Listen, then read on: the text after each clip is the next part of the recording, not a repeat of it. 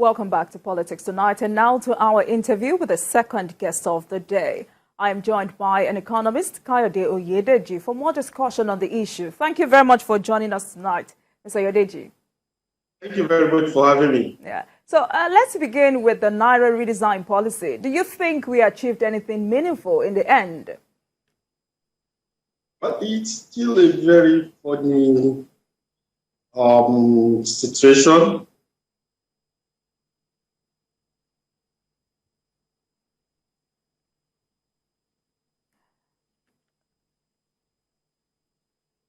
Mr. Oyedeji, are you there? If you can hear me, I'm talking about the Naira redesign. All right. Please go ahead. So I really can't say what government has achieved from that policy.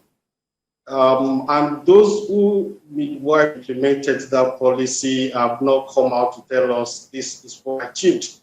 The only thing we noticed is that crime rates reduced a bit in terms of kidnapping and all. But in terms of the economy, we have not been able to see any improvement whatsoever.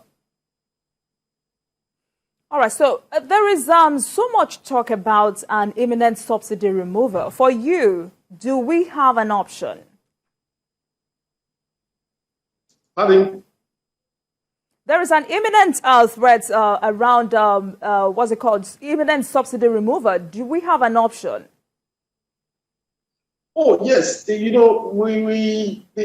last election, we had the main candidates for the four leading political parties telling Nigerians that they are going to do some things different from what we've had over the years. And the president-elect, Bola Ahmed Tinubu, specifically told the nation that he will be removing the fuel subsidy. We have a clear a new regime and a new way of doing things, a new way of managing the aspect of the economy. So it's good news. But the reality is there's not going to be the right time to do it, the best time to do it, but there is a right time to do it. So we expect that there'll be a very robust framework that will be deployed to achieve this in terms of timing, in terms of what to do at any particular point in time. We hope that the incoming government will not be in a hurry to implement it, will not be in a hurry to phase out subsidy regime, but would put heads together, people together to look at how best to implement this very sensitive policy. But ultimately, from the look of it, from the commitment of all the aspirants, especially the president-elect, it appears an end has come to fuel subsidy in Nigeria. What we don't know is how it will be done, the right time for it. It's not going to be a best time, but there's going to be a right time to do it. Then how it will be done. Will it be done at a go? Will it be done in phases? And what will be the consequences on the economy? How will it affect the average consumer? How will it affect businesses? How will it affect government itself? These are the things I think the incoming government would need to look at diligently. There is a lot of work in there. It looks simple, but it's beyond removing subsidy. It's beyond making people to pay for what they are consuming. It's about creating efficiency within the economy. It's about making sure that the economy runs properly. It's about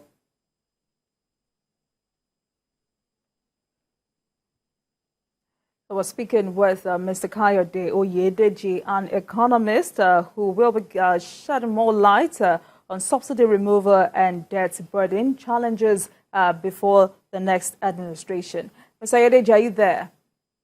Yes, I'm here. Can you hear me, please?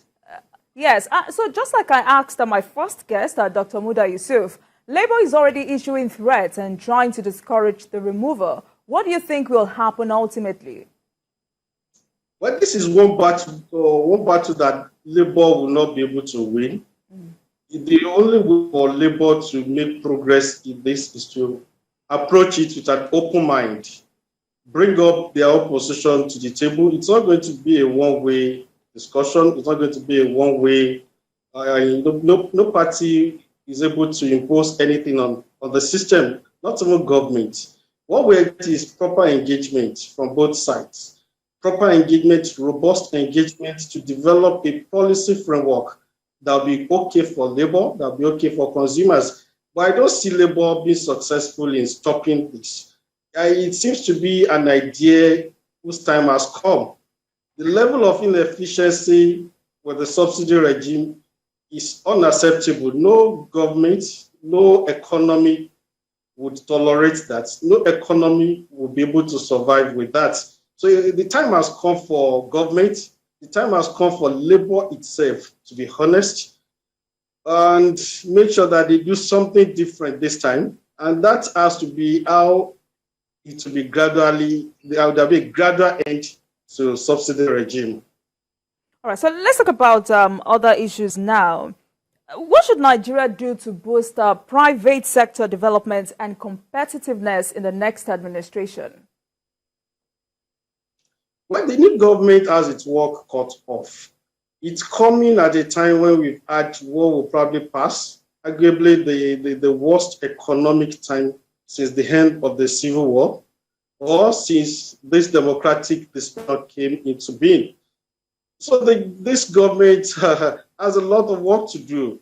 People have gone to a level, I think, which, if you can say, they've been pushed for. The disposable income is low. Workers are not getting real value for their efforts. In addition to that, they really don't have clarity of what government policies, key policies, would deliver. So there is a level of uncertainty that is unprecedented. And these are the things this government would need to work on. The first thing this government needs to do is to instill confidence into its operations, into the way people view the economy, into the way people view government itself. Instill confidence to let people know that a new regime has come, whereby every policy will work for the greatest majority of the Nigerian people, where people would have to believe in the direction this government is determined to take the nation. And that's critical. The other one is for this government to address the issue of paucity of key and essential items. Specific.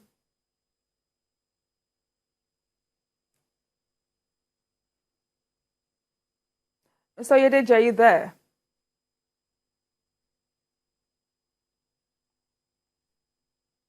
All right, on the program tonight, we're discussing. Whatever has to be done must be done. Government needs to also look at the foreign exchange regime, the system. I'm particularly delighted that the incoming president has given indication that there will be multiple rates, for instance.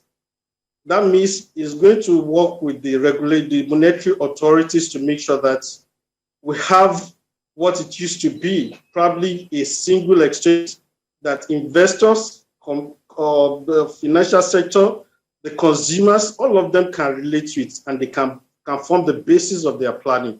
This is very critical. So if you ask me what this government needs to do, I will tell you 4 things are critical. Number 1 is to make sure that people are beginning to have confidence in the economy, the direction government intends to go, believing that government policies are for the interest of the people. That's number 1.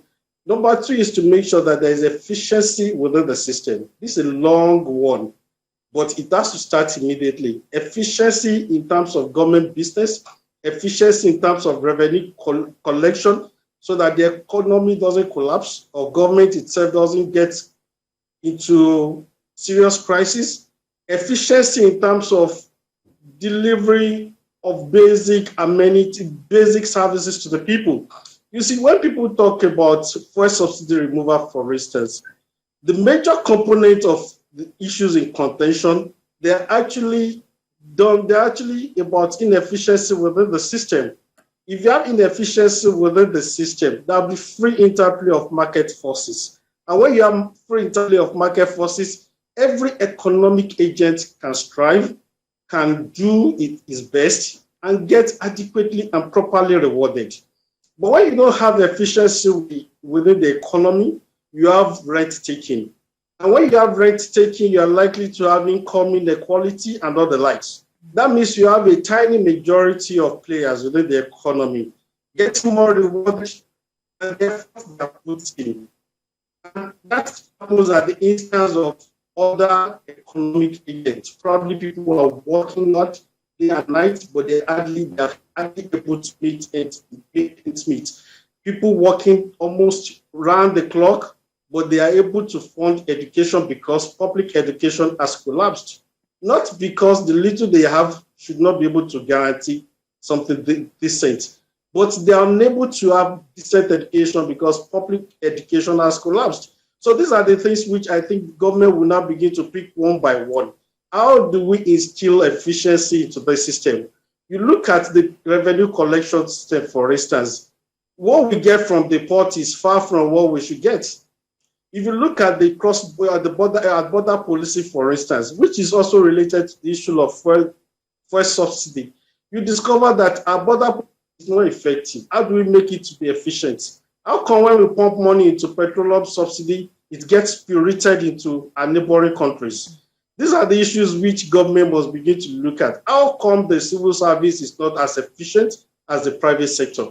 The same human beings, the same schools, the same qualifications. So these are the things government must begin to look at how to make sure that the economy becomes efficient. When the economy becomes efficient, people get value for their efforts.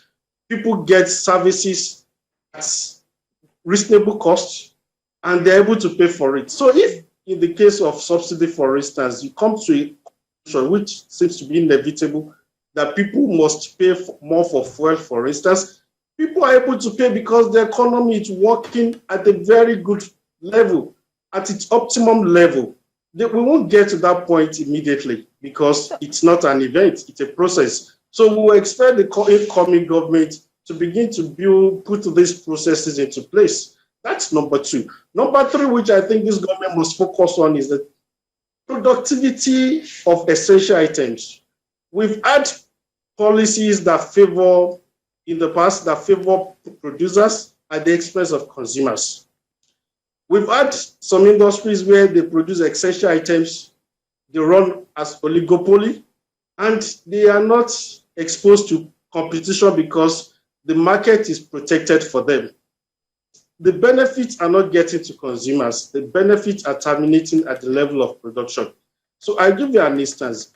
We don't import cement because the cement industry is oligopoly in nature, whereas the benefits are not getting to people. We are only protecting producers. The benefits are not getting to consumers. So these are the little things government must be able to do. Look at the operators, engage the operators.